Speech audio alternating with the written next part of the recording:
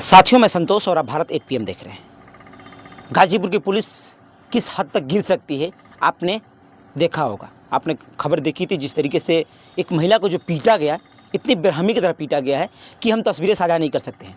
तस्वीरें इसलिए साझा कर सकते हैं क्योंकि उनकी इज्जत की बात है, उनके मान सम्मान की बात है। हालांकि मान सम्मान तो ये लोग समझ नहीं रहे हैं। महिला सशक्तिकरण की बात की जाती है, सरकार लगातार कह रही है, और फिर भी थाने में ले जाकर के पीटा जा रहा है और बंद कमरे में पीटा जा रहा है।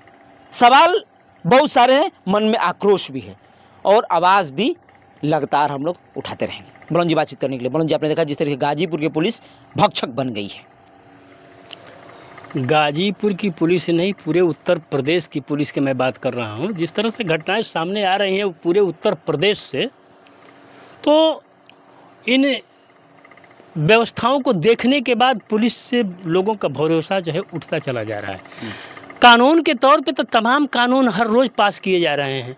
महिला सशक्तिकरण की बात हो रही है, घरेलू हिंसा की बात हो रही है। महिलाएं सुरक्षित आखिर हैं तो कहाँ हैं, जब घर के दरवाजे के अंदर भी उनकी पिटाई की जा रही है। सड़क पे चलते हुए युवा जो है उन्हें छेड़छाड़ करते हैं, बलात्कार हो जा रही है। और थाने में अगर कोई महिला जाती है तो थाने में जीता जागता प्रमाण है कि आप देख लीजिए गाजीपुर के करीमुद्दीनपुर थाने में जिस तरह से एक ओबीसी महिला के साथ पिटाई की गई है।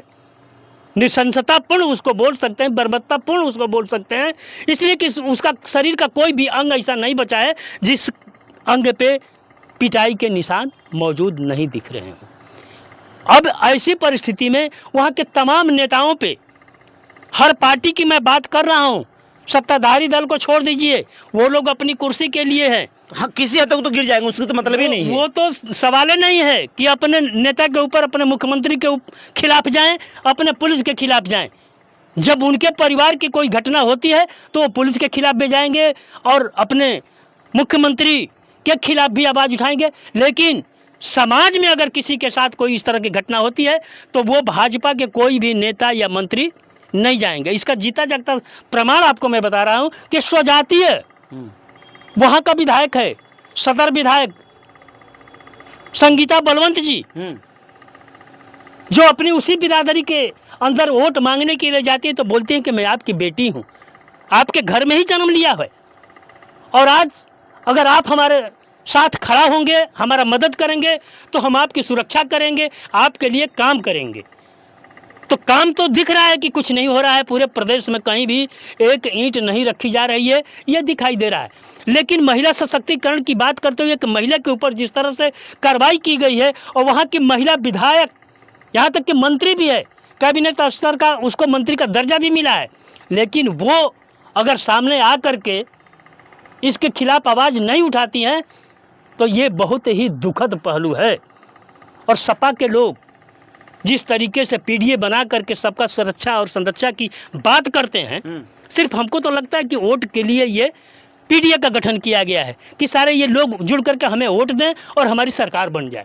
अगर इस तरह की बात नहीं होती तो जिला के ऊपर सपा का भी जिला अध्यक्ष बैठा है, कांग्रेस का भी जिला अध्यक्ष बैठा है, वहाँ पे भी कांग्रेस का संगठन है और सपा का भी वहाँ पे संगठन है। तमाम नेता पड़े हुए हैं, मंडल अध्यक्ष है, तमाम ऐसे नेता छोटे में कोई नहीं पहुंचा है, कोई आवाज उठा रहा है। आप जाएंगे तो पुलिस अधीक्षक कार्यालय के बगल में एक चाय की दुकान पड़ती है, वहाँ पे तमाम नेता एक साथ बैठते हैं, हमने देखा है। और एक साथ बैठ करके वो वहाँ पे नहीं दिखता है कि नहीं कोई जो है इनमें वैमनस्यता है या वैचारिक मतभेद है। लेकिन जब जनता की सवाल की बात आती है तो सारे लोग अपने अपने साइड हट करके और अपने हित साधने के लिए अपना काम करते हैं।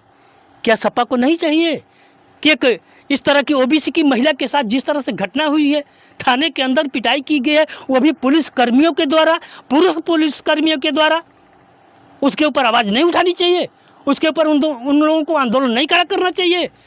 वहाँ कांग्रेस के जिलाध्यक्ष बैठे हैं, एक दलित जिलाध्यक्ष है, और ओबीसी महिला के साथ इस तरह की घटना हुई है, वहाँ के कांग्रेस के नेताओं को का ये दायित्व तो नहीं बनता है कि इस मुद्दे को उठा करके और पुलिस अधीक्षक से बात करें और उन पुलिस कर्मियों के खिलाफ कार्रवाई करने की हम आवाज़ बुलंद करें? ये क्या उनकी जिम्मेदारी नहीं है? सिर्फ वोट लेने के लिए आएंगे और लंबे लंबे लच्छेदार भाषण देंगे और उनके लंबे लंबे लच्छेदार भाषणों से जनता प्रभावित होकर के उनको वोट दे देगी?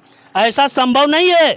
मैं कांग्रेस के लोगों को भी बता देना चाहता हूं कि जब तक सड़क पे उतर करके और लोगों के हक हकूक की लड़ाई नहीं लड़ेंगे, लोगों के द्वारा अत्याचार, लोगों के ऊपर जो अत्याचार किया जा रहा है उसके खिलाफ अगर आप खड़ा होकर के लड़ाई नहीं लड़ते हैं तो आपको पूरी जिंदगी बीत जाएगी, एक सीट भी नहीं आएगी।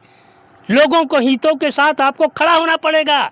ये बात मैं दोनों पार्टी के नेताओं को बोल रहा हूं, क्योंकि बसपा तो यहाँ से पूरे उत्तर प्रदेश से समाप्त हो चुकी है और योगी सरकार के साथ, भाजपा सरकार के साथ जो है अपने को सम्मिलित कर चुकी है। कारण है उसका कि जिस तरह से बहन मायावती जी ने भ्रष्टाचार किया है अपने मुख्यमंत्रित्व काल में, वो एक उनके लिए सिरदर्द बन गया है और उनकी राजनीति को स्वतः समाप्त कर दिया है। जिस तरीके की जो खबरें लगातार चल रही है, सोशल मीडिया पर वायरल हैं और हम लोग लगातार कवरेज को दिखा रहे हैं कि इसकी आवाज़ ऊपर तक जाए और उन जो वहाँ थाना में जो जितने भी कर्मचारी हैं, जिस तारीख को ये घटना हुई थी, 10 तारीख को घटना हुई थी, उस दिन करवा चौथ था और उस दिन ये घटना हुई थी, उनको बेरहमी की तरह बंद कमरे में बंद कर पीटा गया है और ऐसे कोई अंग नहीं है जो चोटिल नहीं हुए हैं। आप खुद सोच सकते हैं, तस्वीर हम आपको साझा नहीं कर सकते क्योंकि यूट्यूब की कुछ गाइडलाइंस हैं, लेकिन मैं जिस तरीके से हम लोग बता रहे हैं, रोंगटे तक खड़े हो जा रहे हैं। खुद आप अंदाजा लगा। मैं संतोष भाई को, तमाम जितने वंशराज भाई को मैं धन्यवाद देना चाहता हूं कि वो लोग जाकर के इस कवरेज को किए और सोशल मीडिया के सामने लाने की